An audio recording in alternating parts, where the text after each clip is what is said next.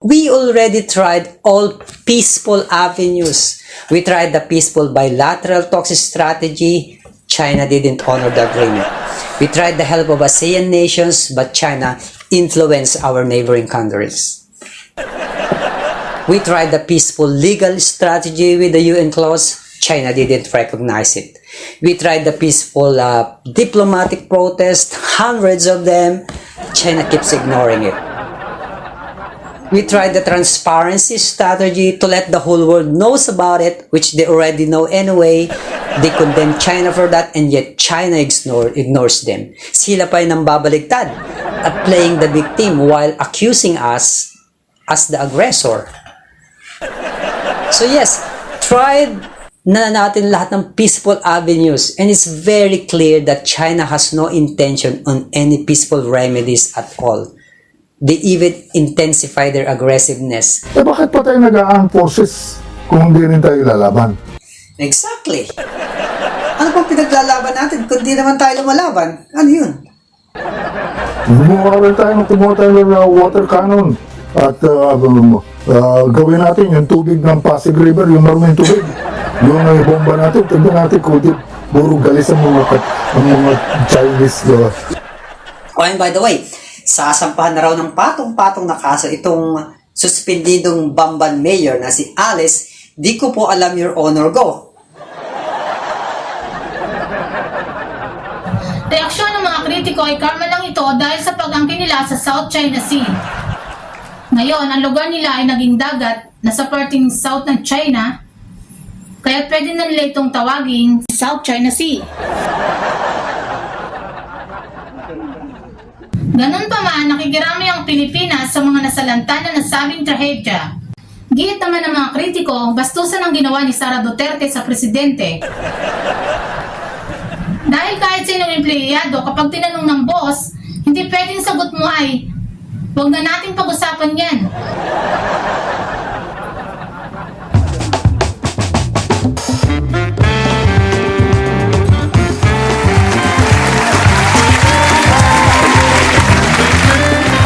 Kumusta ka dyan, mga nerds? Magandang po sa lahat. Andito naman kayo sa Nerds Point at kasama inyong lingkod, Ember the Nerd. So, hindi ko maintindihan kahit nasugatan na itong ating mga Philippine Navies dahil sa latest na pambubuli ng China nga. Anong klaseng harassment pa ba ng mga Chekwa ang hinihintay natin bago tayo mag-retaliate dyan sa West Philippine Sea? Sabi pa ni General Romeo Bronner Jr., ang chief ng AFP, they will pay for it because we will not allow them just like that to destroy our equipment. Well, General, your navies just let them, just like that. Oo, sabi mo nga, nanlaban itong mga marino natin with their bare hands. So they didn't use their guns on board? So ano palang purpose at nagdala pa kayo ng armas dyan kung hindi naman gagamitin? Props lang? Ayun, nakumpis ka tuloy. Keep in mind na ang mga Chinese may dalang knives, bladed weapons. So wala man lang bang mga dalang batuta o harness stick itong ating mga soldiers? You keep mentioning your objective is to prevent war. Well, guess what? I don't think retaliation from Chinese aggression is considered a declaring of war. It's basically defending our own territory. Diba? They're the one who declared war in the first place the moment they claimed the entire South China Sea, including West Philippine Sea. You have to understand, we are now on a new level of warfare and China is winning so far. Exactly. Gray zone tactics kasi ang ginagamit ngayon ng China. It's a new tactical warfare and whether we admit it or not, it's still a warfare. Yes. And the funny thing about it is it's working for Chinese right now. So perhaps we should adopt the same tactic now. What do you think? Suggestion ko nga before, water cannon to water cannon. Arnis sticks to Chinese knives. Because let's face it, China has more effective warfare strategy so far. Diba? But di tayo gumaya sa Vietnam. They don't have the backing of the US on their side. But they never back down from Chinese aggression. Never! Kahit pa may nasaway sa kanila in the previous years, they always retaliate. Diba? So, tinigilan na sila ng China and now they are building their own artificial islands dun sa mga reefs and the exclusive economic zones nila. So, China naman ang nag-build sa atin ngayon. So, itong ating mga mambabatas at ilang opisyales, halos lahat sila galit na ang reaction dito sa latest aggression na ito ng China. Pwede yung pambabastos nila. Sumusobra na talaga. Kailan ba talaga tayo magre-retaliate? Hihintayin ba muna natin na may mamatay sa mga sundalo natin? Kapag sila ay pumasok o nag-trespass sa ating teritoryo, dapat manghuli rin tayo. Hulihin din natin sila. Ayon nga kay former Defense Chief Orle Mercado, Bakit pa tayo nag-aang forces kung hindi rin tayo lalaban? exactly. Ano pang pinaglalaban natin kung di naman tayo lumalaban? Ano yun? Kumuha tayo ng water cannon at gawin natin yung tubig ng Pasig River, yung maruming tubig. Yung bomba natin, tignan natin kung di puro galis ang mga Chinese. Yan exactly yung matagal ko nang sinasuggest. Sabi ko nga, water cannon to water cannon. Meron tayong mga sektor sa bayan natin, oo, natatakot na, bakit naman, baka girahin tayo, kaya ba natin ng China? Tama itong sinasabi ni Defense Chief Orle Mercado. Anong kinatatakot nyo sa China? Hindi ko maintindihan. Diba? Palagi natin pinagmamalaki na matatapang tayo mga Pilipino. And yet, matapang nga bang Pinoy? Sabi ng Vietnam, hold my beer. Oh, by the way, pahabol ko lang, ito naman ang reaksyon ng presidente at Malacanang tungkol dyan. At syempre, ito naman ang reaksyon ng Vice Presidente Sara Duterte tungkol dyan. No comment. Actually, kung noon hindi siya nagre-react tungkol dyan, malalaman natin ngayon kung ngayong nag-resign na siya sa administration's cabinet, magre-react na ba siya sa mga sitwasyon? Ang aking pagbibitiw ay hindi lula ng kahinaan, kundi dala ng tunay na malasakit para sa ating mga guro at kabataang Pilipino. Bakit ka bumitaw kung may malasakit ka pala? Sa wakas, ay nag-resign na rin. Sana ay doon pa niyo ito ginawa. Yan naman ang banat ni Military Representative Franz Castro. Ayon sa Solon, nasayang lang daw ang 2 taon sa pwesto ni Duterte. Hindi naman daw nasolusyonan ng krisis sa edukasyon. Well, at least she gets confidential funds na matagal nang kailangan ng department. Oh wait, saan nga ba nagamit yun?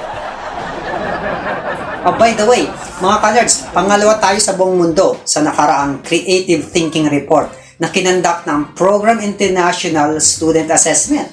Yes, ang mga estudyanteng Pinoy pumapangalawa sa buong mundo. Yes, pumapangalawa sa pinakakulela. Yes. So talagang may crisis sa ating education system. At ni katiting, hindi raw yan na-resolve ni Vice Presidente. In fact, babalik tayo sa dating curriculum. That's right. Dati naging international standard na tayo from K to 12. So, but now, pabalik ulit tayo. Kung dati nagkaroon na tayo ng progress, ngayon step backward ulit tayo. Amazing achievement. So, yan ang inaalala ng mga maiiwan ni Vice Presidente sa department. At syempre, mukhang pati mga informer niya na sa National Task Force to End Local Communist Armed Conflict, ay alala kung makakatanggap pa ba sila mula sa kanyang 125 million confidential fund. So yun nga, umaasa naman itong militanteng representative na si Franz Castro nga na maabuls na din ng NTF-ELCAC na binitawad din ng presidente. Ayon sa kanya, red tagging lang naman daw ginagawa nitong agency ni Duterte. So coming from a militant activist na si Frasco, that's not surprising at all. Reaction naman ng dating presidential spokesperson na si Harry Roque. The line has been drawn. Onwards, transparency, accountability. Wait, tinutukoy ba niyang kung gaano ka-transparent si Vice President sa audit and accounting ng confidential funds? Interesting. Yan ang reaksyon ng taong bayan sa mga katagang binanggit ni Roque tungkol kay Duterte. Oh, and by the way, sasampahan na raw ng patong-patong na kaso itong suspendidong Bamban Mayor na si Alice. Di ko po alam, Your Honor, go.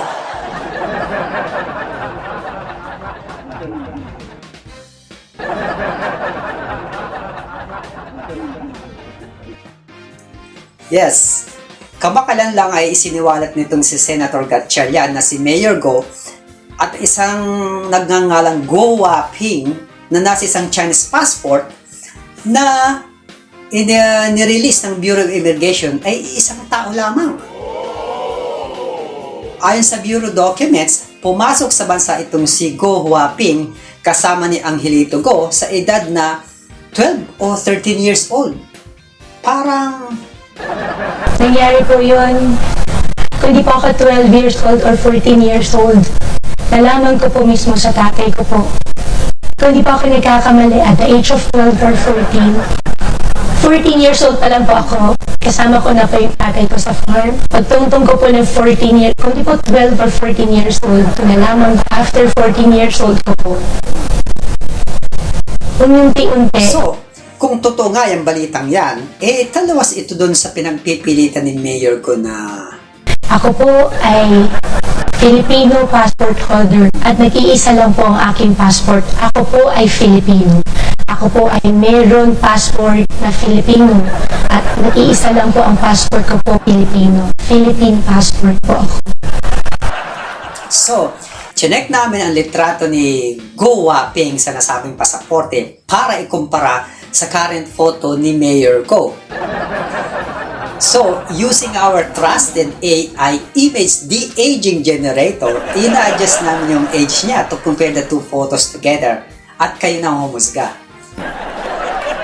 So, ito yung photo ni Mayor nung nangangampanya pa lang siya 2 years ago. So, more or less, mga 36 years old siya dito. Although, yung memory niya ay parang 80 years old na kasi kalimutin na siya eh. So yun nga, anyway, pababatay natin siya. Ito yung hitsura niya sa age na mga 25. O, di ba? Sanchay na sanchay pa siya dito.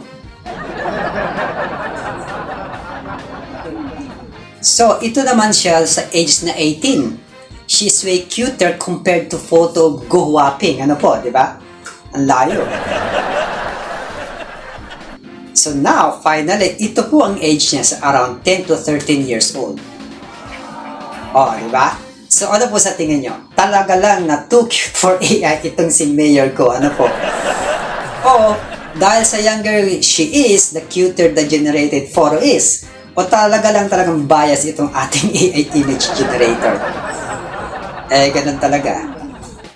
Ito namang si Senator Gatchalian, kung ano-anong information ang nire-release niya tungkol sa kaso. Dapat di muna siya naglalahad ng mga sensitive information na ganito habang iniimbestigahan pa ang lahat. Diba? Siya po mismo yung nagsabi na baka maging flight risk daw itong si Mayor Go ayon sa kanyang natuklasan.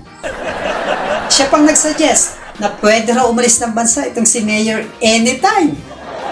Kung may Chinese passport siya, easily pwede siyang bumalik ng China, palamigin muna yung sitwasyon. Yan ang pwede mangyari, no? Possible yan, possible kung talagang nagigipit na siya, no? And yet, wala man na silang whole departure order na nilatag para dito kay Mayor Go. May point itong lawyer ni Mayor Go na si Attorney Stephen David na this case is becoming a trial of publicity.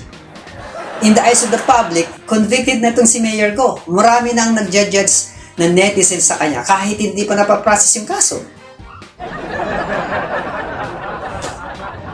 Like I mentioned before, we should still implement the presumption of innocence and let the due process takes its course. Although it's fun to make joke about it. Sabi nga ni Senator Chis Escudero, Kung malakas ang kaso, edi i-file na yan para masimulan ang proseso. Oh well, abangan na natin ang susunod sa kabanata sa kaso na yan. We'll be right back mga nerds.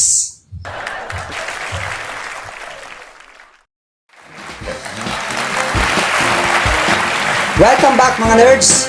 May bago po tayong segment na tatawagan na lang nating Nerd Reacts, na kung saan ako ay, guess what?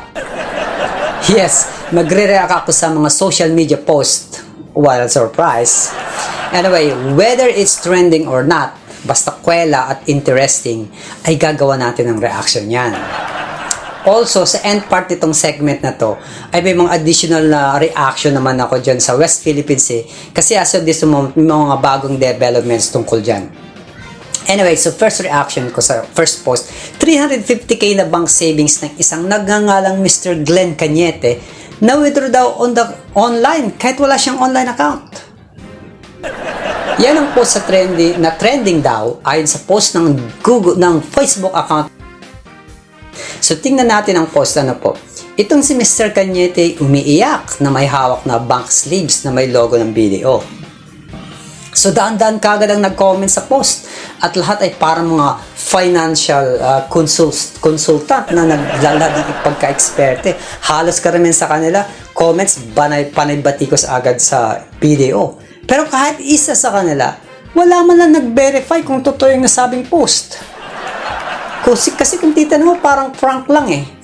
Wala man lang any semblance of verification or any reference from or communication with the BDO. So, hinanap namin online at sinubukan din namin kunan ng pahayag ang BDO. Pero,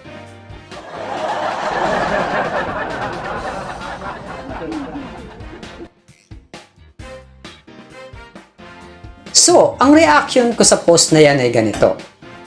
Kung totoo man ang pangyayaring ito, in fact, totoo o hindi, ay dapat lagi kang nag-iingat at laging chinecheck ang iyong bank account regularly kung anong any suspicious transaction, di ba? Duh! Kailangan pa bang i-memorize yan? At dito naman kay Mr. Cañete, dapat nakipag-ugnayan agad kay sa BDO dahil may proseso para dyan. Ayon sa Supreme Court, maaring maibalik ang pera mo kapag napatunayan na may negligence sa bangko mo. So, di ba dapat yung unang yung ginawa? Kasi time sensitive ang ganyang sitwasyon. So, as soon as possible, dapat nakipag-communicate agad kayo sa BDO. Hindi yung unahin nyo pang paiyak-iyak na magpo-post online. Dahil sa totoo lang, wala namang maitutulong sa iyo personally ang mga netizens na yan. Lalo lang maa-aggravate ang emotion mo sa mga mababasa mong comments nila. At yun namang mga netizens na comment agad kahit walang verification. Fact-checking lang din po pag may time. At kung wala kang time para mag-fact-check, ay wag ka na mag-comments ka agad. Para kang expert sa banking system. Kasi yung ganyang comments ay mag-generate lang ng unnecessary distrust sa ating banking system or mag-generate ng hatred or misinformation. Let's stop the propagation of fake news, hatred, misinformation, misjudgment, any negative ideas. Okay? Next reaction. Ito naman reaction ko sa isang post sa social media about dito sa sinag na Barong Tagalog na isusuot naman itong ating mga atletang Pinoy sa 2024 Paris Olympics. Ito po yung disenyo ng barong. Dami agad ng comments. Actually, on this case, pati ako magre-react agad eh. Well, this is Nerd Reacts, so this segment. So, para kasing pinatungan lang ng injury sling yung barong, hindi talaga blending well sa overall design ng barong. Opinion ko lang po ito. Diba? Kung titingnan nyo naman, sabi nga ng mga netizens, mukhang ready na kaagad sa sakali magka-injury itong mga atleta natin. At least may automatic injury excuse mindset agad sila. Ina-expect ko kasing design, yung parang hindi pinatong lang. Yung parang organically bodes well sa seam, embroidery ng barong. Tulad ng mga ganito. O, diba? Organically, makikita mo yung embroidery, mas okay siya. Hindi yung parang pinatong lang. Medyo sensitive pa naman ito dahil pambansang kasuotan natin ito ay kung talagang magrami talaga magre-react pag ganyang hindi na respeto yung core sense ng pambansang kasuotan natin. In fact, Mas gusto ko pa nga yung mga naunang design ni Mr. Biliran sa mga nakaraang SEA Games. Tingnan nyo, ano po. O, diba? Mas gusto ko siya simple lang, it bodes well with the overall design. Diba? Hindi yung parang pinatong lang. Anyway, good luck to Mr. Biliran dito sa design niyang national costume natin. So yun naman, magre-react dito is speaking of costume. As you know, I'm a nerd. And part of me being a nerd is I love comic book superheroes. Yes, I do cosplays during comic conventions before. I know, right? So ngayon, itong bagong costume nung bagong Superman, sa set photos ng bagong Superman movie na dinedirect nitong Guardian of the Galaxy director na si James Gunn.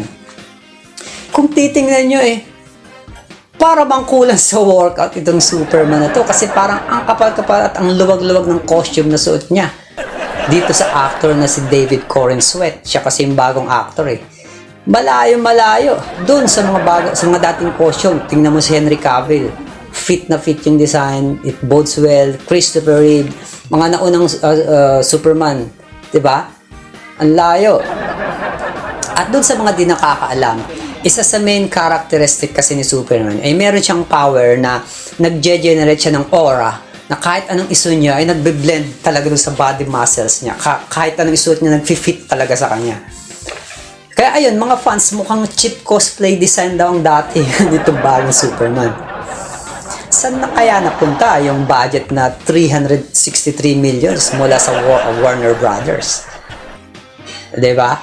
So mga nerds, yan na muna ang mga reaction ko for this episode so far. Message nyo ako pag may mga interesting at kwelang post sa social media at gagawa natin ng Nerds React. Pero, may follow-up reaction lang ako dito sa West Philippine Sea po. Kasi, after a few days, may bagong statement ang Malacanang. So, let's analyze yung mga strategy na ginawa ng government natin hinggil dyan. So, kailangan mo natin malaman yung timeline of events ng panghaharas ng China para sa mga hindi nakakaalam at para maliwanagan kayo. Nag-start talaga ito noong 2012 nung aarestuhin ng Philippine Navy ang mga Chinese doon sa Ayungin Shoal.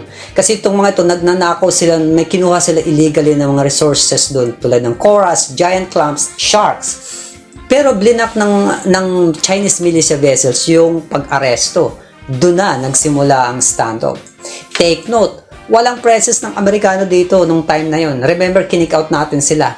So nagkaroon ng dialogo ang China at Pinas na parehong magbaback out sa shoal para habang di pa nagkakaroon ng maayos na usapan. So nangyari, nag-back out ang Pinas, pero ang China hindi sumunod sa usapan. Nag-stay sila sa shoal at doon na nagsimula na sila mag-build ng military presence. At ngayon, hindi na tayo makapasok kasi mahina ang sandatang lakas natin. Since then, nakontrol na nila yung area, they imposed a fishing ban, and they always fire water cannon sa mga fishermen natin na nangingisda doon. So, ang response dito ng Pinas is to find a different approach by talking to ASEAN nations. It's also a legal option.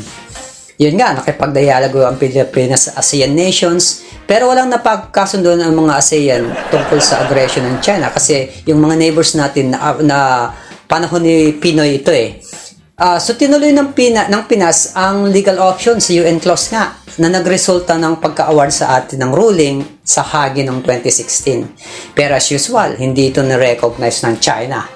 Despite the fact na member din sila. In response, nag-deploy pa sila ng missile dyan sa Paracels. At dito na nagsimulang nagbabango panahon na ni Pangulong Duterte noon. Binan niya ang mga Filipino fishermen in exchange of whatever gentleman's agreement he had with Xi Jinping. And then nagkaroon ng pandemic, while everyone is staying home, yung China naman, they continue to fortify their foothold dyan sa West Philippine Sea. Take note, by this time, 90% of the world countries are aware of the situation. And most of them are condemning China's aggressive action. Some of them are staying neutral and suggest a peaceful bilateral talks. And then yun na nga, nang mahalal si Presidente Marcos, nakita niya na wala namang napala ang Pinas sa mga pangako ng China kay Duterte. Na-realize ni PBBM na kailangan niya mag-pivot back ng alliance to the US. So now we have 9 EDCA sites in our country. This was the only time na nagkaroon ng American presence dito sa atin. Siyempre, yung decision na yun ni PBBM ay welcome ng Washington kasi nga ang US as a leader of Democratic Alliance of Nations, think about it, is now focusing on containing China's growing communist influence. So Philippines, yung move ng Philippines ay nag-strengthen sa alliance ng democratic nations kasi na-complete na niya yung chain of islands strategy ng US para makordon ng China. So hindi nag-insist ang US dito sa atin. Nililinaw lang natin ha. Remember, kinik-out natin sila. Tayo ang nag-decide na kailangan nating sumaping muli sa alliance of democracy instead of communism. Dahil naman dito, lalong naging aggressive ang China. And they even upgraded their 9 dash line to 10 dash lines. At in-intensify pa ang aggressiveness. Bukod sa paggamit ng water cannon sa mga resupply missions natin, they started using military-grade laser lights and more danger sa mga moves nila, intentionally blocking and ramming our boats. So hanggang ngayon, yun na nga, umabot na sa may nasugatan, naputulan ng daliri ang isa sa sundalo natin. And yet, despite of that, military natin very restrained. So let's analyze this. We already tried all peaceful avenues. We tried the peaceful bilateral talks strategy. China didn't honor the agreement. We tried the help of ASEAN nations, but China influenced our neighboring countries. We tried the peaceful legal strategy with the UN clause. China didn't recognize it. We tried the peaceful diplomatic protest, hundreds of them.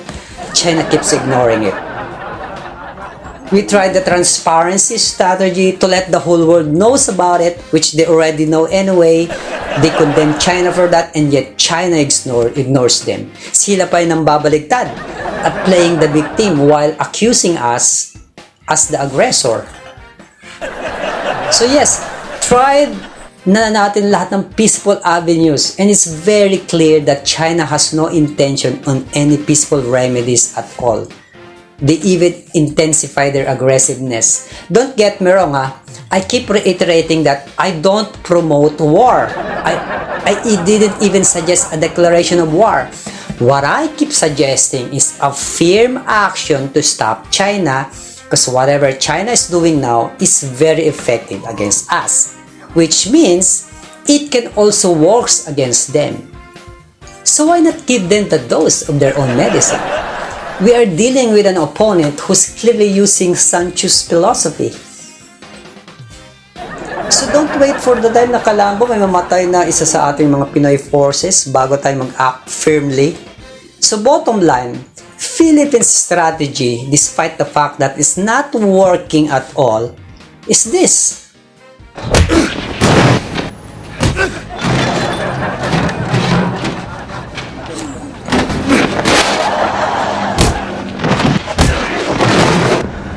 This all day. So kung akong tatanungin nyo po, this is insanity. That's right. Yan ang tawag ko sa strategy niyan, insanity.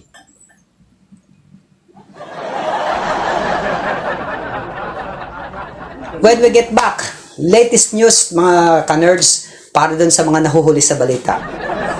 Commercial break muna tayo.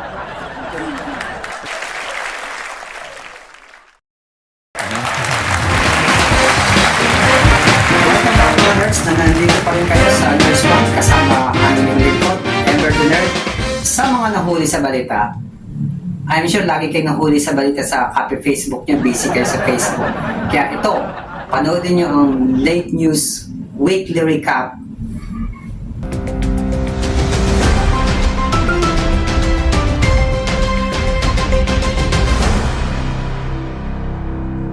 Magandang gabi mga kabalitaan. Late ka na naman sa balita, no?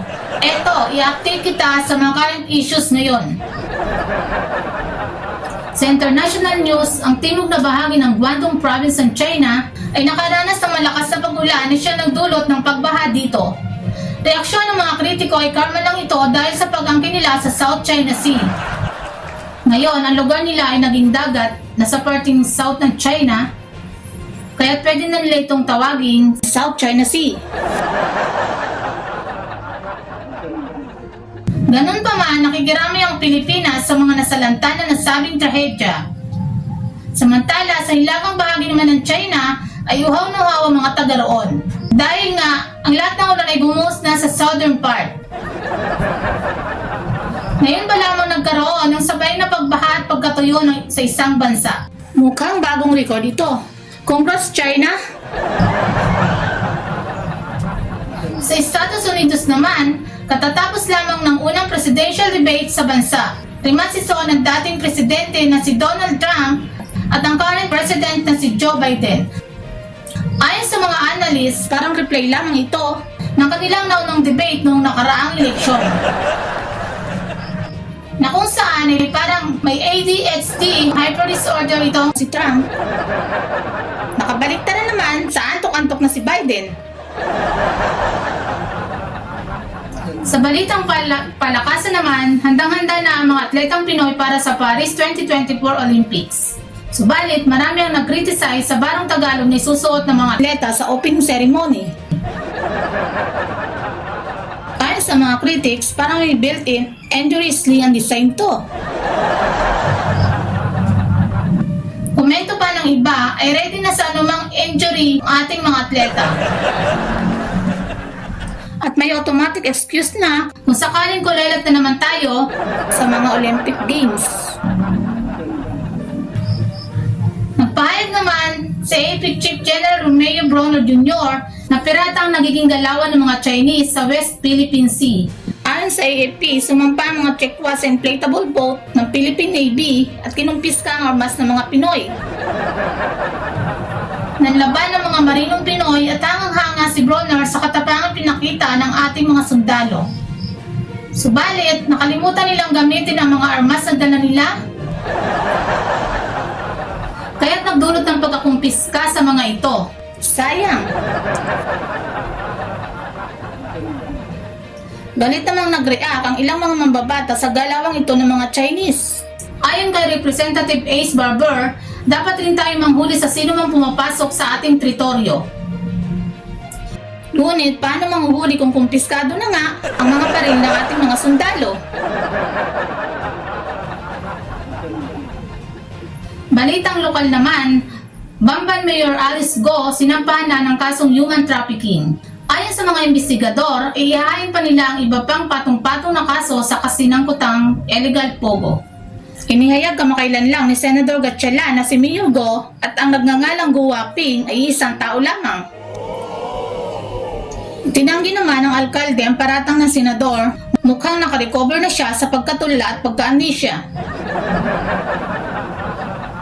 Subalit magkamats ang fingerprint ni Alice Go at Go Waping ayon sa NBI. Pwedeng naging planter si Alice Go at makatakas ng bansa anumang oras ayon kay Gatchalian. Subalit mabagal ang mga investigador na ilatag ang whole departure order para sa alkalde. Sa sumunod na Senate hearing, isiniwalat naman ni Senator Hontiveros ang isang kapangalan ni Alice Leal Go na umunoy sabay na ipinanganak sa Tarlac, ngunit hindi ito ang alkalde. Ayon sa senadora, subling story na identity lang ang mayor ng Bamban. Abangan natin yan dahil mukhang lalong nagiging kapanapanabik ang misteryo ng kasong ito. Ang aking pagbibitiw ay hindi lula ng kahinaan, kundi dala ng tunay na malasakit para sa ating mga guro at kabataang Pilipino. So, bakit ka bumitaw kung may malasakit ka pala? Yan ang tanong ng mga kritiko sa pagbibitaw sa DepEd nitong si Vice Presidente Sara Duterte. Ano na ang mangyayari sa kanyang iniwang departamento? Balik naman ba sa dating bulok na sitwasyon? Matatanda ang pangalawa ang Pilipinas sa buong mundo sa nakakaraang Creative Thinking Report na kanindak ng Program International Student Assessment. Mga pangalawa sa pinakakulelat sa buong mundo. Kaya tumaas ang lahat na magkakapag-appoint kaagad si Presidente Marcos ng kapalit ni Inday Sara. Yun talagang may experience at magpupokus sa edukasyon, hindi sa intelihensya. Ayon naman sa presidente, walang binanggit na rason si Inday Sara sa kanyang pagbibitiw. I asked her if there were any particular reasons why. And as I said, huwag na lang natin pag-usapan. So, I did not force the issue. Gihit naman ng mga kritiko, bastusan ang ginawa ni Sara Duterte sa presidente. Dahil kahit sinong empleyado, kapag tinanong ng boss, hindi pwedeng sagot mo ay, huwag na nating pag-usapan yan.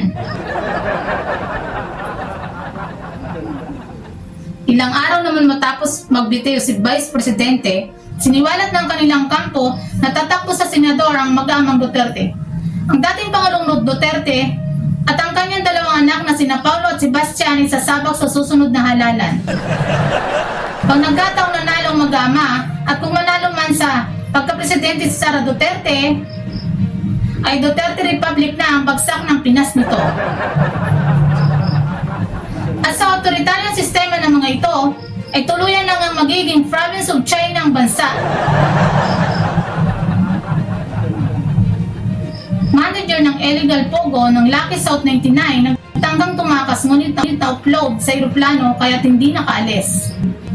Hopefully, ganyan din si Alice Go na umano'y wala pa rin hold departure order sa ngayon. Dahil pag nakatakas ang alkalde, ay huwag naman sanang ganito ang reply ng mga investigador sa nangyari. Your Honor, hindi ko po alam. Your Honor, hindi ko na po malala. Lela de Lima, abserto na sa lahat ng kanyang drug case. Nadisbis na ang pinakauling kaso laban sa dating senador at tuluyan na nitong natanggap ang hustisya. Giyit naman ng kanyang mga supporters, ipano naman yung mga nag-frame up sa kanya na dahilan ng pagkakulong niya ng 6 na taon. Anong hustisya ang mangyayari sa kanila? Well, good luck na lang kung makasuhan ang mga ito. I-update namin kayo dyan sa mga susunod na balita ng Late News.